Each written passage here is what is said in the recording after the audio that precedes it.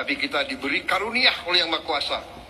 Kita punya kelapa sawit. Kelapa sawit bisa jadi. Well, to be honest, sebenarnya yang diberi karunia oleh Tuhan Yang Maha Kuasa itu Afrika Barat. Karena tanaman kelapa sawit itu berasal dari Afrika Barat. Jadi tanaman ini nama latinnya Elais guinensis. Guinensis dari kata Guinea, yaitu wilayah di Afrika Barat.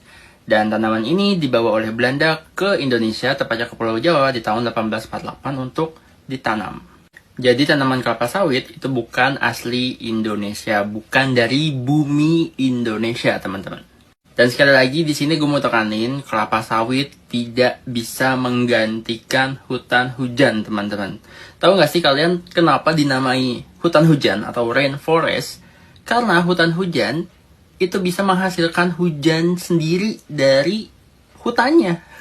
Jadi saking banyaknya air yang bisa ditampung oleh hutan hujan, air itu kemudian langsung dipompa ke atmosfer lewat proses yang namanya transpirasi, teman-teman. Jadi fotosintesis itu membuang uap air ke udara langsung. Jadi nggak lewat laut lagi tuh siklus hidrologinya. Tapi hujan turun di hutan kemudian pompa lagi balik air itu ke atmosfer. Jadi hujan lagi, balik lagi ke hutan hujan lagi. Jadi hutan hujan itu literally hutannya membuat hujan. Jadi yang benar sebenarnya Indonesia itu dikaruniai oleh Tuhan Yang Maha Kuasa hutan hujan. Kita punya hutan hujan yang salah satu yang tertua di bumi malah, yaitu hutan hujan Borneo yang usianya mencapai 130 hingga 140 juta tahun, teman-teman. Nah, tadi gue bilang hutan hujan bisa menampung banyak air. Iya, karena dia nggak cuma satu batang tok kayak kelapa sawit, tapi banyak jenis pohon.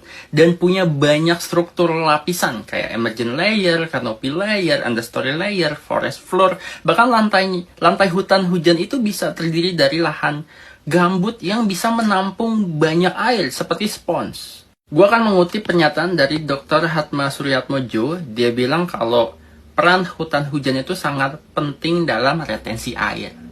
Di situ dia bilang, bahkan lapisan paling atasnya sendiri, lapisan kanopinya, itu berperan penting dalam menahan 15 hingga 35% hujan yang turun, teman-teman.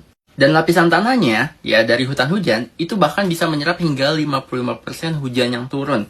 Jadi, menyisakan 10 hingga 20% air hujan total yang turun di hutan hujan untuk mengalir ke sungai-sungai.